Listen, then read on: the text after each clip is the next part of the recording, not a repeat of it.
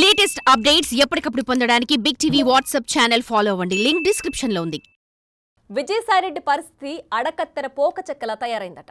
వైసీపీలో ఉండలేరు, అలాగని బయట పడలేని పరిస్థితిలో ఆ రాజ్యసభ ఎంపీ ఉక్కిరిబిక్కిరి అవుతున్నారట. ఒకప్పుడు వైసీపీలో నంబర్ 2గా వ్యవహరించిన సాయిరెడ్డికి పార్టీ అధికారంలోకి వచ్చాక ప్రాధాన్యత తగ్గింది. తిరిగి ఓటమి తర్వాత జగన్ మళ్లీ ఆయనకు కీలక బాధ్యతలు అప్పచెప్తున్నారు. ఇలాంటి తరుణంలో వైసీపీ పదే పదే ఎల్లో మీడియా అని ఆరోపించే మీడియా అధినేతని సాయిరెడ్డి కలిసొచ్చారని పట్టబయలింది. అంతేకాక సదరు మీడియా యజమాని ఆ రహస్య ఎజెండాని బయటపెట్టారు. దీంతో విజయసాయిపై వ్యవహారంపై జగన్ ప్రత్యేకంగా ఆరా తీస్తున్నారట. వైసీపీ ప్రారంభం నుండి పార్టీలో నెంబర్ 2గా వ్యవహరించిన విజయసాయిరెడ్డి 2019లో వైసీపీ అధికారంలోకి వచ్చిన తర్వాత పార్టీలోనే కాకుండా ప్రభుత్వంలో కూడా సీఎం తర్వాత సీఎం లాగా వ్యవహరించారు. విశాఖ సహా ఉత్తరాంధ్రలో భూ కబ్జాలు, సెటిల్మెంట్లు, ఉద్యోగులపై వేధింపులకు పాల్పడ్డారన్న విమర్శలు మూటగట్టుకున్నారు. ఉత్తరాంధ్రకు సంబంధించిన ఎమ్మెల్యేలు, ఎంపీలు, ఇతర ప్రజాప్రతినిధులు అందరూ విజయసాయిరెడ్డి గీసిన గీత దాటడానికి వీల్లేదని అప్పట్లో ఆర్డర్ కూడా పాస్ చేశారట.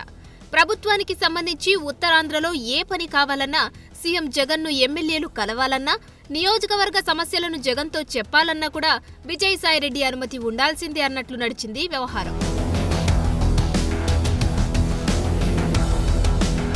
ఓటమి తర్వాత విజయసాయిరెడ్డికి జగన్ మళ్లీ ఉత్తరాంధ్ర బాధ్యతలు అప్పగించారు.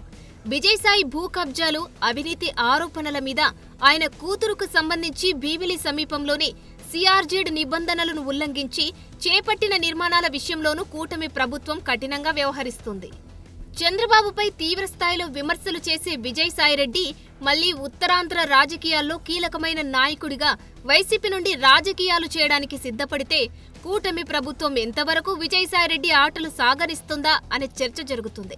అదీకాక అప్పట్లో ఉత్తరాంధ్ర కోఆర్డినేటర్గా ఉన్నప్పుడే ఎండోమెంట్ ఉద్యోగిని శాంతితో విజయసాయిరెడ్డికి సంబంధం ఉన్నట్లు ఆరోపణలు వచ్చాయి.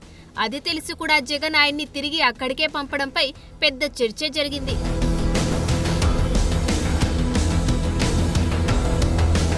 వాస్తవానికి వైసీపీ అధికారంలోకి వచ్చిన 2 ఏళ్లకు విజయసాయిరెడ్డికి జగన్ ప్రాధాన్యత తగ్గిస్తూ వచ్చారు. ఉత్తరాంధ్ర బాధ్యతల నుంచి తప్పించారు. పార్లమెంటరీ పార్టీ నేతగా ఉన్న ఆయన్ని తప్పించి వైవి సుబ్బారెడ్డికి ఆ బాధ్యతలు అప్పగించారు. సాయిరెడ్డి స్థానంలో సజ్జల నెంబర్ 2గా ఫోకస్ అయ్యారు. అయితే మళ్లీ ఉత్తరాంధ్ర బాధ్యతలు అప్పచెప్పడంతో వైసీపీలో సాయిరెడ్డి హవా మళ్లీ మొదలైనట్లు కనిపించింది. ఇలాంటి పరిస్థితులలో ట్విట్టర్లో చెలరేగిపోయే విజయసాయి ఏబిఎన్ ఆంధ్రజ్యోతి సంస్థ యజమాని రాధాకృష్ణపై ఉన్న పుకార్లన్నీ కలగలిపి పెద్ద పోస్ట్ పెట్టారు. దాంతో సాయిరెడ్డి భాగోతాలన్నీ రాధాకృష్ణ మీడియా ముఖంగా బయటపెట్టారు. తెర వెనక రాజకీయాలన్నీ బహిర్గతం చేశారు. విజయసాయిరెడ్డి ఎలాంటి వాడో చెప్పేందుకు కొన్ని ఉదాహరణలు చెప్పారు. జగన్ రెడ్డి తనను దూరం పెట్టారని పలుమార్లు ఆర్కేని కలిసి విజయసాయిరెడ్డి బాధపడ్డారట. నెల రోజుల కిందట కూడా రాధాకృష్ణని సాయిరెడ్డి వెళ్లి కలిశాడట. విజయసాయిరెడ్డి ఎలాంటి వాడో చెప్పాలనుకుంటున్నాను కాబట్టి ఈ విషయం చెప్తున్నానని ఆయన వెల్లడించారు. ఆ క్రమంలో విజయసాయిరెడ్డి గురించి కొన్ని కొత్త విషయాలు కూడా చెప్పుకొచ్చారు. ఆయన్ని అమిత్ షా ముఖం మీదే తిట్టేవారట. నువ్వు మోసగాడివి అని తేల్చేశారట. జగన్ రెడ్డిని ముంచేందుకు కూడా సాయిరెడ్డి తెర వెనుక కుట్రలు చేస్తున్నారని అర్థం వచ్చేలా ఆర్కే వివిధ విషయాలు ప్రస్తావించారు.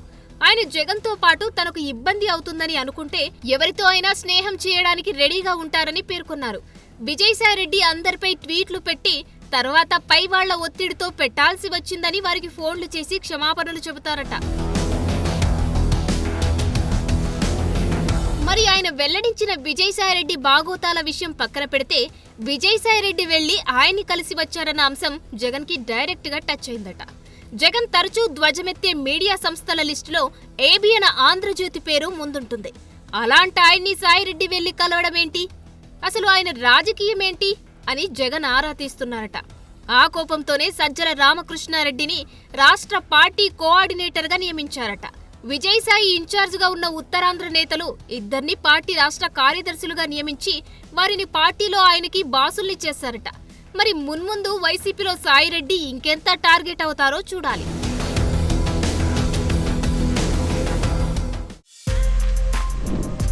For more videos like this, subscribe Big TV channel.